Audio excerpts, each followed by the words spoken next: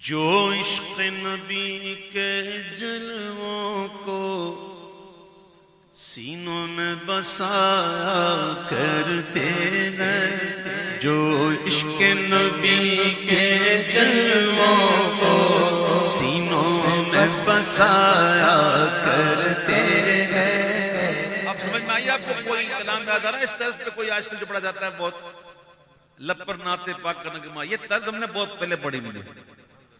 جی ہاں، جو عشق نبی کے جلووں کو سینوں میں بسایا کرتے ہیں، جو عشق نبی کے جلووں کو سینوں میں بسایا کرتے ہیں، اللہ کی رحمت کے بادل ان لوگوں پہ سایہ کرتے ہیں، اللہ کی رحمت کے بادل ان لوگوں پہ سایہ کرتے ہیں، جو عشق نبی کے جلووں کو سینوں میں بسایا کرتے ہیں۔ جب اپنے غلاموں کی آقا تقدیر جگایا کرتے ہیں،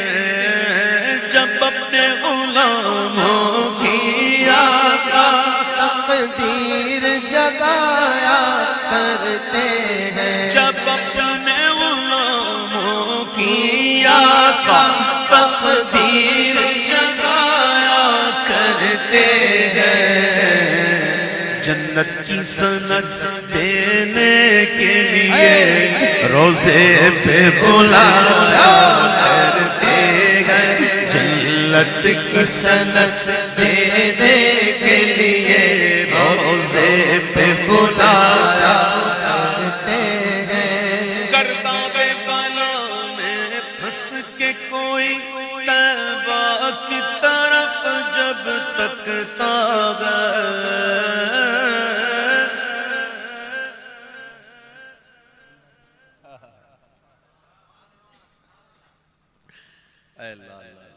کیا کمال کا ایک بلال بھائی جو ہے نا ہمارے ماشاءاللہ، یہ مجھے کہہ رہے ہیں کہ وہ جملہ ذرا دوبارہ کہہ دیں۔ یقین کریں کبھی کبھی کسی سے سنتے ہیں نا وہ عجیب سی بات سن جاتے ہیں۔ ایک دفعہ جہاز میں سفر کر رہے تھے اور موسم خراب تھا اور جہاز نے جو ہے نا وہ اوپر نیچے ہونا شروع کر دیا بہت زیادہ، یعنی ایکسٹرا آرڈنری، تو سارے لوگوں کی چیخیں نکل گئی اور لوگوں نے کلمہ پڑھنا شروع کر دیا۔ میری سیل آئل سیٹ تھی اور ایک چاچا بیٹھے تھے آئل سیٹ پہ، بیچ میں راستہ تھا، اور ہم لوگ دوسری پڑھ رہے تھے اور ایک دوسرے دیکھ کے مسکرا رہے تھے کہ لوگوں کی حالت دیکھ کے دیکھو یار کہ ایسا وقت آ گیا کہ لوگوں کو کلمہ یاد آ گیا۔ تو خیر وہ مسکرانے والی بات تو نہیں تھی، تو چاچا نے مجھے دیکھا، میں نے چاچا کو دیکھا، تو چاچا نے کہا کہ مرنا ہے تو کلمہ پڑھ، زندہ رہنا ہے تو درود پڑھ،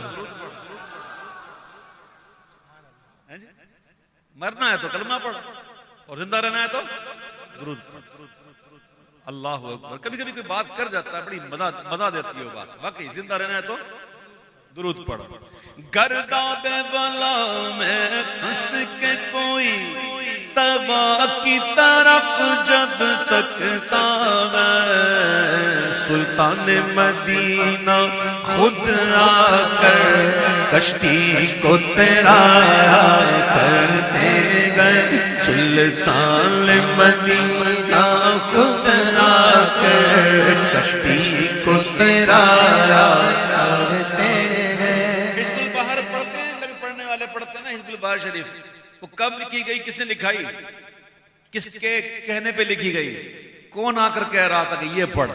سرکار مدینہ خود آ کر کشتی کو تیرایا کرتے گئے، جو عشق نبی کے جلووں کو سینوں میں بسایا کرتے ہیں۔ اور شعر یاد ہے کسی کو؟ ہائے ہائے مخلوق کی بگڑی بنتی ہے، خالق کو بھی پیارا جاتا ہے۔ حج کے دن تھے، حج کے، میرے آقا نے زندگی بھر ایک حج فرض فرمایا، حج قران فرمایا۔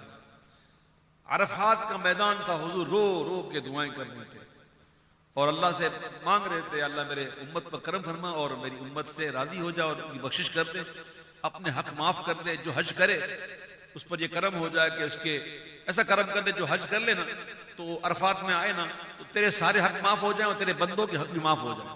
تو اللہ تعالیٰ نے عرفات کے میدان میں پہلی دعا اس کو اجابت بخشی، تو حضور پھر وہاں سے مزدلفہ تشریف لے گئے اور وہاں پھر حضور رو رو کے دعائیں کر رہے ہیں، یہاں تک کہ حضور نے یہ دعا جب مانگی تو حضور روتے روتے مسکرانے لگے، روتے روتے مسکرانے لگے۔ حضور کے صحابہ نے عرض کی حضور پہلے آپ گریا فرما رہے تھے، اب آپ ہنس رہے ہیں، مسکرا رہے ہیں، بات کیا ہے؟ تو آپ نے فرمایا کہ میں نے عرفات میں حقوق اللہ کی معافی کا سوال کیا تھا، وہاں میری بات قبول ہوئی، اور یہاں میں حقوق العباد کی بات کر رہا تھا اور اللہ نے یہاں یہ بھی قبول کر لیا۔ تو پھر میں نے دیکھا شیطان جو ہے وہ اپنے سر پہ خاک ڈال رہا تھا اور اس کی حالت دیکھ کر مجھے ہنسی آ گئی۔ میرے آقا کے ہاتھ اٹھتے ہیں، مخلوق کی بگڑی بنتی ہے، خالق کو بھی پیارا جاتا ہے۔ جب بہرے دعا محبوب خدا ہاتھوں کو اٹھایا۔ جمعہ کا دن تھا، ایک اعرابی دوڑتا ہوا آیا، حضور منبر پہ جلوہ افروز تھے، ایک اعرابی دوڑتا ہوا، حضور کرم فرمائیں، حضور کرم فرمائیں۔ تو کیا ہوا؟ مویشی ہلاک ہو رہے ہیں، حضور پانی نہیں ہے، بارش نہیں ہو رہی۔ میرے آقا نے یہ نہیں کہا صحابی تم کر کیا رہے ہو، میرے پاس آ رہے ہو، شرک کر رہے ہو، میں تو کہا بارش، جاؤ کوئی نماز استسقا پڑھ لو، جا کے کوئی کنواں کھودو، کوشش تو کرو، میرے پاس کیوں آئے ہو؟ حضور نے اپنے مبارک گورے گورے ہاتھ اٹھائے، گورے گورے ہاتھ جن کو سوئے آسماں پھیلا کے جل تھل بھر دی، صدقہ ان ہاتھوں کا پیارے ہم کو بھی درکار۔ جب حضور نے دعا کے لیے ہاتھ اٹھائے تو بادل آ گئے، اور بادل آ کر اتنے برسے کہ برس ہی رہے، رکتے ہی نہیں۔ دوسرا جمعہ آ گیا، وہی اعرابی دوڑتا ہوا آیا، حضور کرم کرم کرم۔ کیا ہوا حضور؟ بہت ہو گئی، اتنی ہو گئی کہ اب کہیں ایسا نہ ہو کہ پانی کی وجہ سے مویشی ہلاک ہو جائے، تو فصلیں تباہ ہو جائے، حضور کرم فرمائیں۔ بولے کیا چاہتے ہو؟ بولے حضور یہ چاہتا ہے کہ بس مدینے کے اندر نہ ہو، اطراف میں ہوتی رہے۔ صحابی کا عقیدہ تو دیکھو نا یار، کیا کیا مانگتے ہیں حضور سے۔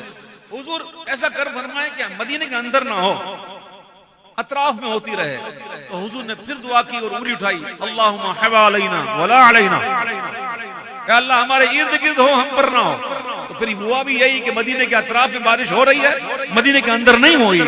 مخلوق کی بگڑی بنتی ہے، خالق کو بھی پیارا جاتا ہے۔ سلطان مدینہ بغیر دعا، جب بہر دعا محبوب خدا ہاتھوں کو اٹھایا کرتے ہیں۔ محبوب خدا جب بغیر دعا ہاتھوں کو اٹھایا۔ اے دولت عرفاں کے منگتوں، اس در پہ چلو جس در پہ صدا، اے دولت عرفاں کے منگتوں۔ کیا بات کہی ہے، اے دولت عرفاں کے منگتوں۔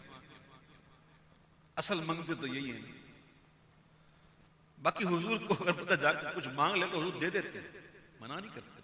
روپیہ پیسہ مانگو دے دیتے، منع نہیں کرتے۔ کھانا مانگو دے دیتے، منع نہیں کرتے۔ لیکن مانگنے والوں میں فرق ہوتا ہے نا، ایک کھانا مانگتا ہے، ایک پانی مانگتا ہے، ایک دولت مانگتا ہے، ایک شہرت مانگتا ہے، اور ایک ہوتا ہے جو عرفان کی ضرورت مانگتا ہے۔ تو شاعر کہتے ہیں، اے دولت عرفان کے منگتو، اس در پہ چلو جس در پہ صدا، دن رات خزانے رحمت کے سرکار لٹایا کرتے ہیں۔ دن رات خزانے رحمت کے سرکار لٹایا کرتے ہیں۔ ہے شغل ہم شام و سحر اور ناز سکندر قسمت پر. اب اور ناز نہ کرے تو کس پہ کریں؟ اس پر ناز نہ کرے تو کس پہ کریں؟ دیکھ لو الحمدللہ روز کا معمول ہے. کئی لوگوں کو دیکھتا ہوں روز محفل میں ہوتے ہیں، نصیب والے ہیں، اللہ کا کرم ہے شغل ہمارا شام و سحر اور ناز سکندر قسمت پر کہ محفل میں رسول اکرم کی ہم نعت سنایا کرتے